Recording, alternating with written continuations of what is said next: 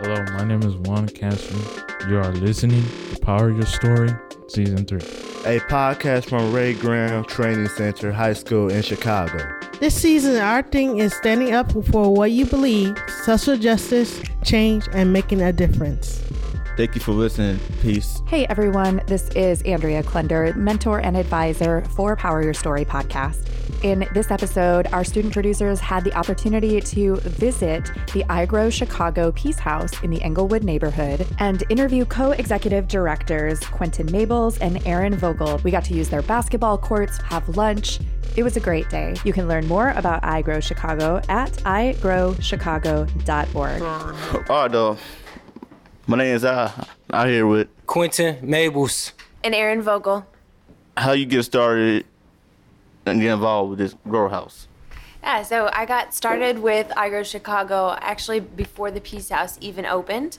I was working in the tech and real estate field at the time, and one of my colleagues is friends with our founder and president, Robin Carroll, and she told me about this organization, and so I reached out. Every year, iGrow Chicago sponsors Christmas gifts for the kids in Englewood, and I reached out and I had coordinated that through my company. And then once the Peace House formally opened, I came for a tour, and then I started slowly volunteering.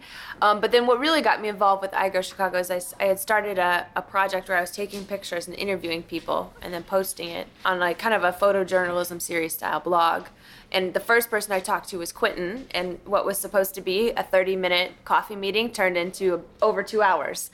And so I knew that this was a place that I needed to be, and the Peace House has a magnetic energy to it that I knew this is home. All right. What about you? You know, me just living in the neighborhood. You know, like I said, like I told you guys earlier, grew up next door from the Peace House. Just making myself available to get involved. And like I said earlier, just if you was a part of the problem, you got to play a bigger role, you know, in being the solution. So for me personally, it was more so, you know, if I was to get an opportunity to give back to my community, how would that look? And this is how it looks, you know, giving kids who look up to me, you know, giving them opportunity to just be kids, to have fun, to play basketball, to just come visit and, you know, just enjoy themselves. So, have fun, man. Yeah, just have fun, man. You know, just have fun. Yeah, definitely. What does iGrow mean to you? Ooh, that is a hard question. It's a good one. iGrow Chicago means to me that it is my responsibility that I grow Chicago, that I have a stand in peace, and that I'm taking a stand for justice, for everybody. And like you can see the shirt I'm wearing, that I proudly serve in the war on injustice. Right? So for me, I've got a personal responsibility for all of Chicago and for the people who are at the end of suffering from injustice. So that's what it means to me. Quentin? Yeah, I'm thinking. No, but that's a great question.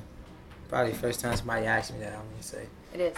What does it mean to me? It means that I know I have a responsibility to give. It's my responsibility to give back to my community in any way that I can, right? And just meaning, as I told you guys earlier, some kids or some individuals may just want to talk for that day, right? So I want to be that ear that they can talk to and, you know, not ask questions and just listen to them.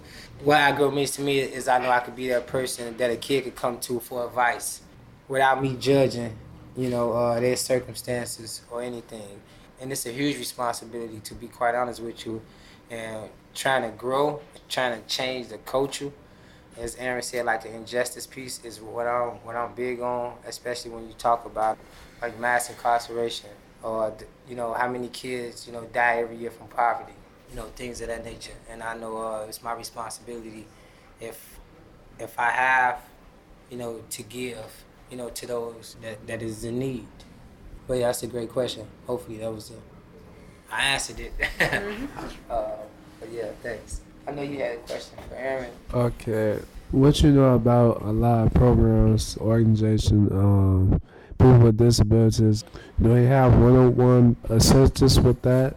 That's a wonderful question. And I think one of the best things that, and you guys being at this Peace House is a perfect example. This house is home for everybody. This house is like grandma's house. I'm sure Quentin said it. So every single person, man, woman, child, no matter how they have a disability, if they are gay, straight, bi, whatever, trans, they are welcome in this house. Any color is welcome in this house. So in regards to disabilities, we actually have one staff member who is disabled, Candy. She's not here right now. She says that she's Quentin's wife, and I love it. But this is our community, right? So while we don't have programs specific for people with disabilities, we do have mentorship available for everybody. And we have different ways that we heal because regardless of who you are, likely it is that you've experienced some sort of trauma. And so what we do here is accessible to all, and it's all promoting healing. So art, gardening, music, dance, kaichi do that we're gonna do, food, everybody loves food, right? So we've got activities that any single person can do. And this house is a house for all ages too. So from the babies all the way up to our elders, we've got everybody here. And we've got activities for everybody here as well. So do adults come here too if they want to be in activities, just like teenagers? Of course. Of course. So you just saw one of our community elders walk out of the front door. So we have a group of some of the coolest ladies I've ever met. They're our elders. They come, they're our real bosses in all of this because we have to do what they say. But and they've got so much respect. So from the elders and the babies and all adults. So a lot of adults that we work with, they may not have an ID. So we work with them to get an ID, work with them on job training so they're ready to go into what for a lot of adults is their first real legal job. So we do a lot with adults. Oh, so basically that you help them with their career, what they trying to get to. Yeah, and help them discover their passion. So I think one thing that Quentin, when he pointed out the opportunity that this house provides is crucial. That word opportunity is also really important because Englewood is currently an opportunity desert, right? So there's not a lot of jobs available. So we can create some of the jobs and skills here. And Quentin has friends that found out they were excellent at construction when the house was being built. Now they've got jobs in construction. So it's letting people see what they never knew they may be interested in. Hi, everybody. My name is Keenan Smith. I want to ask you guys, what made y'all want to do this, help the kids? I've known since I was a little girl that this is the kind of work that I would be doing. And so it was more so for me a matter of finding the place to do the work than the what made me do it. Some people know, I want to be a basketball star when I grow up, and they do. I've had this dream since I was a girl. But yeah, I think what really kept me here was the people and the necessity for the work. So Quentin said earlier that people are dying from poverty. To give you guys a number there, each year 250,000 people die from low income. So that is maybe not access to proper health care to get what they need, not having access to food that's good for their bodies. So that's just a number. And so seeing all this stuff, there's no way at this point that I can turn around from it. But what made me come here is I've just known that I was supposed to be here. Quentin, I heard you talking about the kids could come to you for advice. For those, what if they having trouble with their homework or stuff like that? Yeah, so depending on what kind of homework it is. I try to make myself accessible to every kid that we have, not even in our program, but throughout the neighborhood. I'm here when the Peace House is closed, so try to make myself available to these kids. Because again, we was kids ourselves, and we know having that big brother figure or having that uncle figure, is very important. Or having someone we know we can go to and, discuss problems that sometimes we can't discuss with family members. So I think that's a huge part, the kids, I trust them as much as they trust me, with sharing stories or sharing, different things that they may have experienced at home or that maybe they're going through at home. So again, just being that ear for a kid that they know they can trust me, with what they telling me. Is it special events y'all do? We just had our Earth Day event. So when you talk about different events, we do have different events that's coming up. Mother Earth Day event where we start officially planting over in our garden. So other events, we have. So a lot of stuff in the garden. When it gets warmer, the events get taken outside, which is more way more fun. So we've got a big end of the summer's festival called Peace Fest, and that's a fun event. We've got bouncy houses, food, we've got different vendors from Englewood who can sell what they make here. This house gets turned into a haunted peace house on Halloween. That's a fun event, a little scary. We have people who donate costumes, so our kids get costumes and they get to go through a scary haunted house. And then after that, we have a Thanksgiving dinner. So last year, we didn't really put out flyers just because word of mouth spreads fast. We had 275 people in this house. Not all at the same time, but that was our Thanksgiving dinner. So we've got a lot of fun community events, but all of it's designed to bring community together and to have fun. And one thing that I don't know if Quentin talked about, but we do a lot of circle work. So healing circles, celebration circles with the community. So once a month, we do have a community circle. You mean like a support group? Yeah, kind of like a support group. Have you guys ever done a circle before? Yes. Yeah, with like a talking piece, and there's values established. So yeah, we do that here at this Peace House. And when it's really nice out, we take it outside. Because we do this thing at school. It's called Boys Group. Boys Group? So you guys get to kind of talk about how you feel, and when you've got the mic, you get to talk, right? Yes. Those are powerful. Yes. I got one last question. When y'all working with those kids, do y'all sometimes like treat them like family? Oh yeah, they are family. They are family. We have to treat everybody like family. Everybody walking through these doors, you make sure we try to accommodate. Every single person who walks in here is family. Like I said, this is Grandma's house. So when you walk into Grandma's house, you get treated like family. Because you are. We know what happened in Granny crib, right? You know, we eat, we laugh, we joke, we have fun.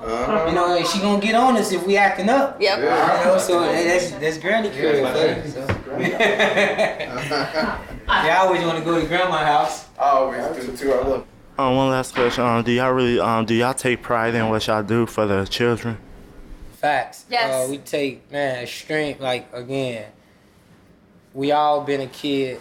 We all have experienced some form of, trauma. And that's why I feel like, we have to treat each other like family, right? Because I don't know what you went through before you got up this morning. You don't know what I went through. But again, by you just asking these questions and me sharing with you, that's a connection for all of us. So I'm just glad we got an opportunity to create that connection. So, man, I take pride in my work that I do each and every day, and I'm quite sure you ask Erin, she'll tell you the same. Yeah, no, exact same answer as Quentin. I think he really hit the nail on the head there. Our kids are our future. You guys are our future. So we really are taking the time to let our future know that they belong in this world, that they're valued, that they're important, and that most of all, that they're loved. And so, yeah, we show up every day because of the love and pride we've got for the work we do. That's a wonderful question.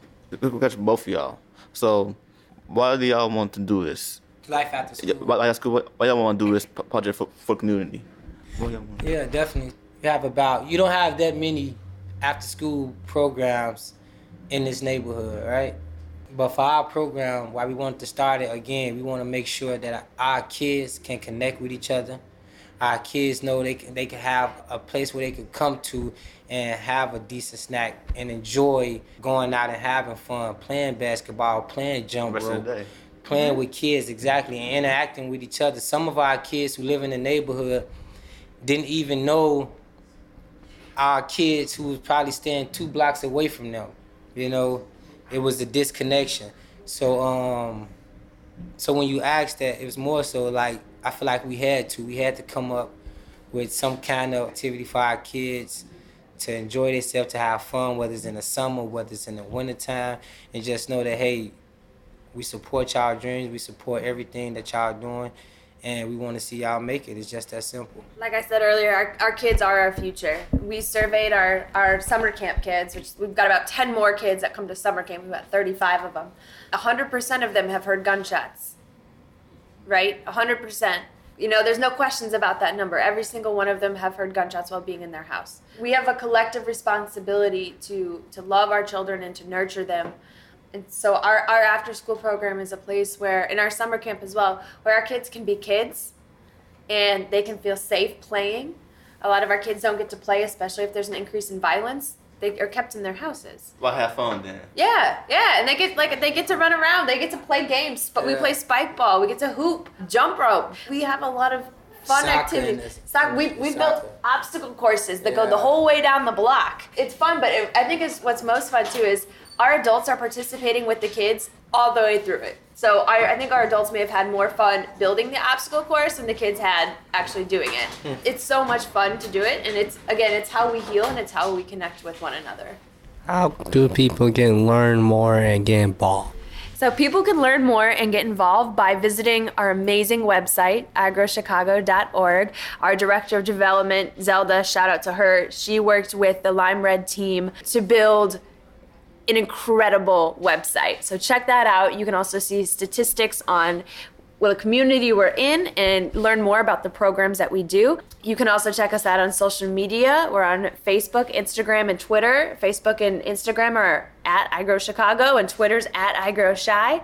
And then the best way to get involved is to come see us. Come check out our Peace House. Come experience the love and beauty that Englewood has. And we're at 64th and Honore, so 6402 South Honore. Do y'all do yoga like help people keep their mind off of stress? I'll let you answer this. Definitely for the most part. And I say for the most part, meaning just getting on that mat, whatever you probably, didn't experience or went through, whether it's, 20, 30 minutes, just getting on that mat and, just having time to yourself. So trying to relieve some stress, trying to relieve, anything that you was feeling at that moment. Even if you don't have a mat, just getting some time to yourself. You could do it without a mat on the floor, or just go wherever space that you feel comfortable with.